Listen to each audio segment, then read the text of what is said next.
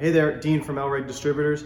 Just wanted to introduce you to some new tooling that we brought on board to help you take down and do bearing services on the 25 AT series Almott high efficiency air-cooled alternators, as well as the P450 EMP alternators. This unit was designed by a gentleman that's been in the transit industry for over 30 years. And for the last 5 years, he's been doing bearing services for his fleet and probably done about 300 different bearing services on these units.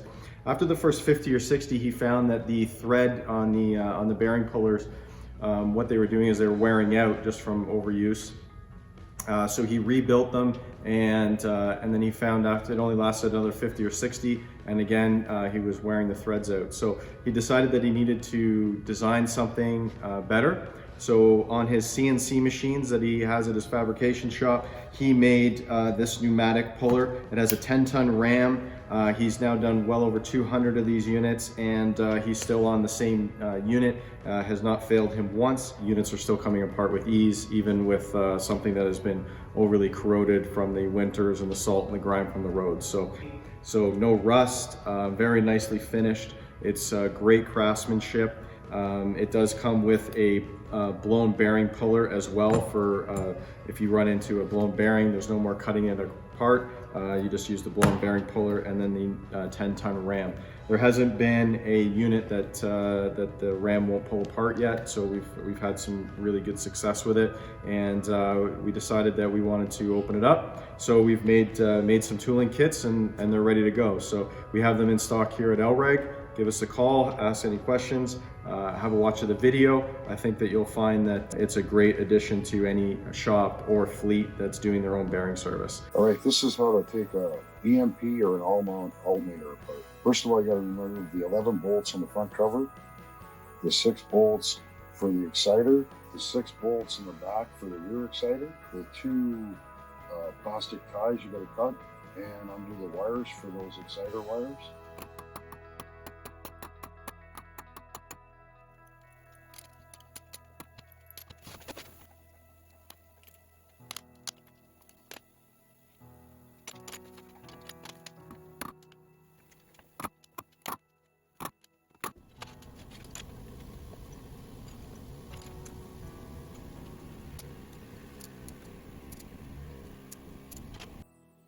I'd like to point something out right now. You're using a hydraulic puller. The front cover needs to separate from here, not here. If it starts to separate back here, you need to back the pressure off. And take a dead blow hammer, some WD-40 on that front seam, and give it a few wraps. If you don't, it'll start to pull on here and it'll destroy the stator wires or the dial. Some will get damaged. So you have to be very careful. So it needs to separate from here on the front seam. Anyways, let's give it a shot. Anyways, this one's separating where it needs to separate right here.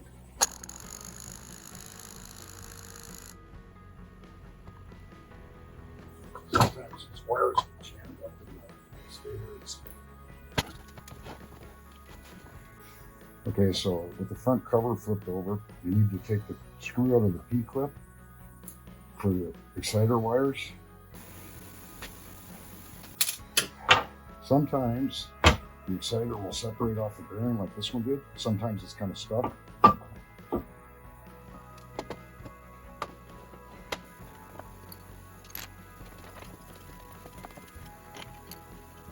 when you're removing the rotor, sometimes it'll want to spin when you start to turn this nut. So if you just stick a screwdriver down in here, that'll keep it from turning.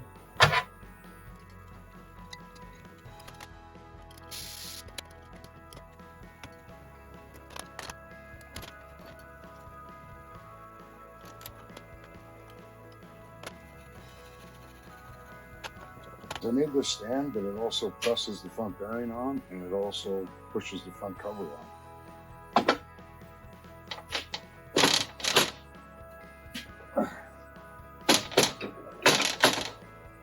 Okay, now I'm going to pull the rear bearing off, and my tool has a notch cut clear the wiring on this rear exciter.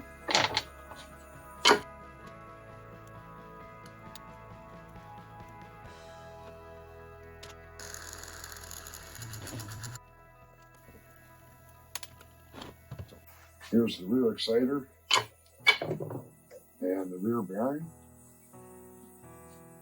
I'm going to show you how my blown bearing tool works. So I'm going to set this back in and I'm going to press that. If you do come across a blown rear bearing, it's pretty difficult to get a bearing splitter in here. There's not enough room, so you end up using a die grinder and cutting the race or a torch. So anyways, I made this tool to remove that race. So it just sits over that.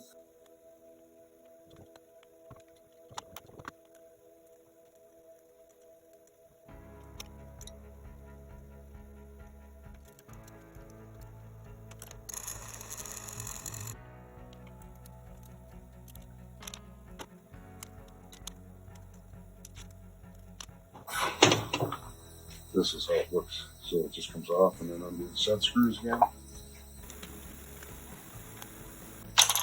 So this is considerably faster than trying to torch it off or trying to get a bearing splitter in there that doesn't fit.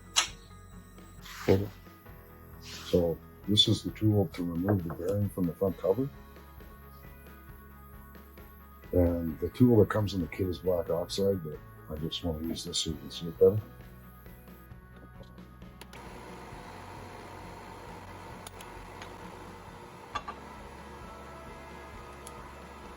So I'm going to install the rear bearing now. So this actually holds the rotor upside down if you have enough throat in your press. And if not, then you're going to flip it over, press it down without holding it. And you definitely don't want to press on the outside of the rotor. You have to support this.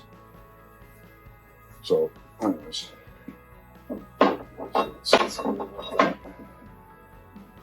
install the rear exciter. And I've already put some WD-40 in on the inside of that bearing. And here's the tool to press the rear bearing.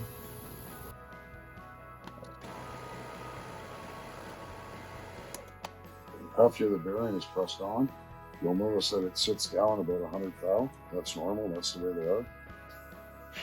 Okay, I'm going to install the front exciter and the front bearing.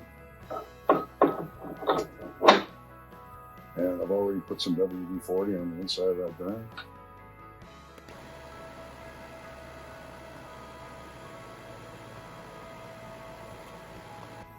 Okay, I'm going to install the front cover, and I usually try and line up the screw hole with a P-clip so you don't have to turn it after.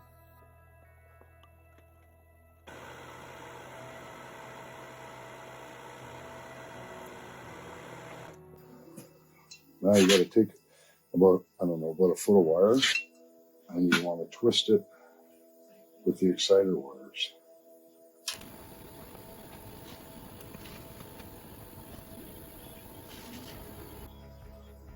So the front exciter wires go through a channel through the stator and out to the back cover, and the rear exciter wires just go through the back cover.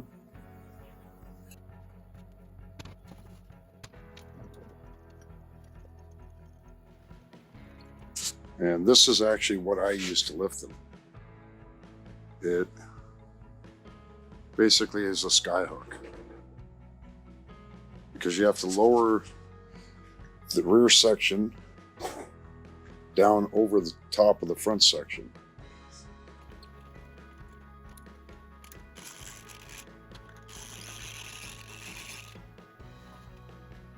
Okay, so I've pulled the exciter leads through, and you can see the wires hanging out. Anyways, I use a piece of steel brake line to guide everything when you're dropping it down. And it makes it a lot easier, believe me. Okay, so you want to keep tension on the wires as you drop this down. And as you can see, this lets me move the rear exciter a little bit to line up the bolts.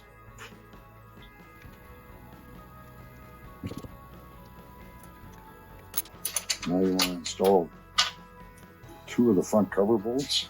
And I'm going to turn this so you can see better. So you can line up the two mounting bolt holes.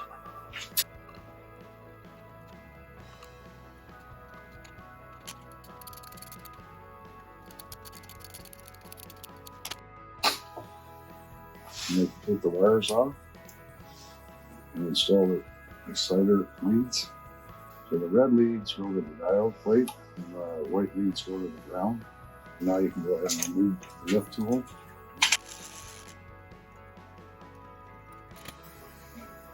And you can reinstall the other two bolts that you can't get out because the lift tool is there. So now I'm going to take the alternator out of here and put it back on the bracket that holds it.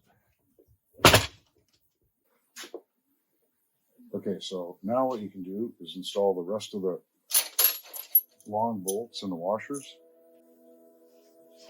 Okay, so I put a 1/2-inch bolt in the mounting holes to keep the alternator from rotating while you're torquing the bolts. These bolts for the front exciter are 140 inch-pounds. The front cover bolts are 80 inch-pounds. And the rear 6 rear bolts for the rear exciter are 200 inch-pounds. So make sure it's inch-pounds. After all the bolts are torqued, go ahead and install the rear cover, install the fan, and I'd recommend never seizing the splines, and then go ahead and put the rotor nut on, and don't forget to bend over the tab on the locking washer. Thanks, I hope you like these videos.